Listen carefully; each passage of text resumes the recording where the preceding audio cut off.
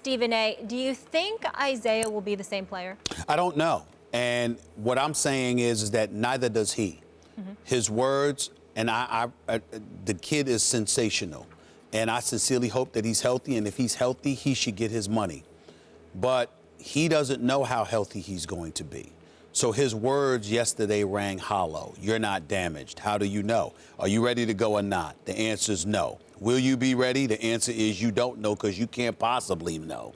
And you may have been given no indication of anything really, really bad, and I can appreciate that. But the fact of the matter is you're not a doctor. You ain't God. You just don't know. You have to hope. And so that begs us, that leads us towards begging of the question as to where should Cleveland go from here.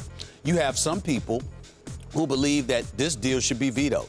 That, you know what, Kyrie Irving is an absolute stud and a star. You keep him in tow and you go from there, because who's to say what next year's #1 pick's going to be? Who's to say that Brooklyn is going to be as bad as everybody thinks they're going to be? Or LeBron will still be there? Exactly. Well, I'm just talking about this season. He will be in Cleveland this season. Yeah, but after because Crowder's going to be there. But if Isaiah Thomas, he's not going to start at the beginning of the season, and you don't know when or if he's going to be ready, then what will Cleveland really have gotten in this deal? That's one mode of thinking. The other mode of thinking is, even if Isaiah Thomas misses the first couple of months, once he comes back, he's ready to go and anxious to prove that he's worthy of a max deal, which means he's going to play lights out, reminiscent of the season that he just had. You combine that with Crowder, and Lord have mercy, you still got a big pick, and the possibility is still there that you may get a second-round pick. You keep the deal intact.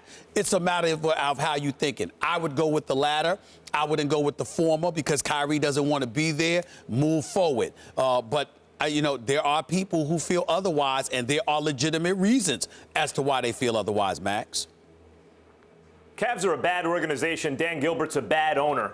And it's a despicable despicable ethics here, despicable tactics by the Cavs. First of all, they're not fooling me. I hope they're not fooling anyone, but they're not fooling me. They made this deal. They had all the information about Isaiah Thomas. Isaiah elected not to have surgery. Even if you do have surgery, the numbers I have seen put it at around 3/4 likelihood, about 3/4 of the cases where an elite athlete can return to their sport as they were. That means that there is some risk of a downside.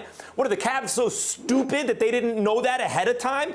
Are they so lazy they didn't do their due diligence?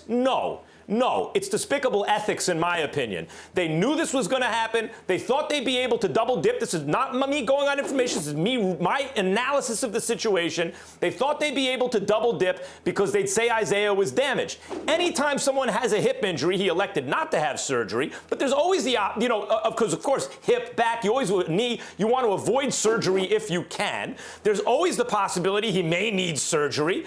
They had all the if I knew the risks associated with Isaiah Thomas, how did the Cavs not know? I don't think one iota differently about Isaiah now than at the time of the injury, but the Cavs do. So the Cavs then go back and ask for an extra elite player or a couple of extra bodies, knowing the whole time that's a negotiating position, because what they're really trying to do is unethically steal an extra first or second round pick, late first, high second round pick from the Celtics. Despicable ethics from the Cavs. Is there a risk that Isaiah Thomas is not what he once was? There is a risk, but it's much more likely. It's 2 to 3 times more likely that he returns to being Isaiah Thomas, even if he has surgery, which he hasn't had, than he is not to be. Now you say, well, what about the timetable for this year? Well, even if he had surgery, 20-something weeks later, he should be okay.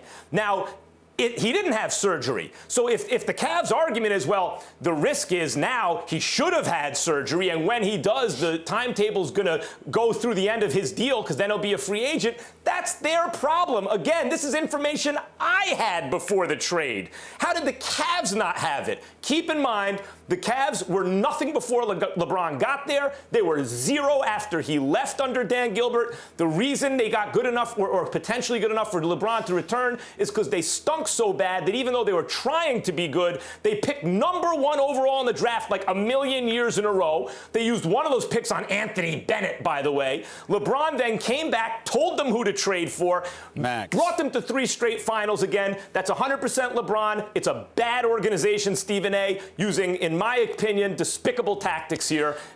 They knew the risk with Isaiah. Nothing has changed.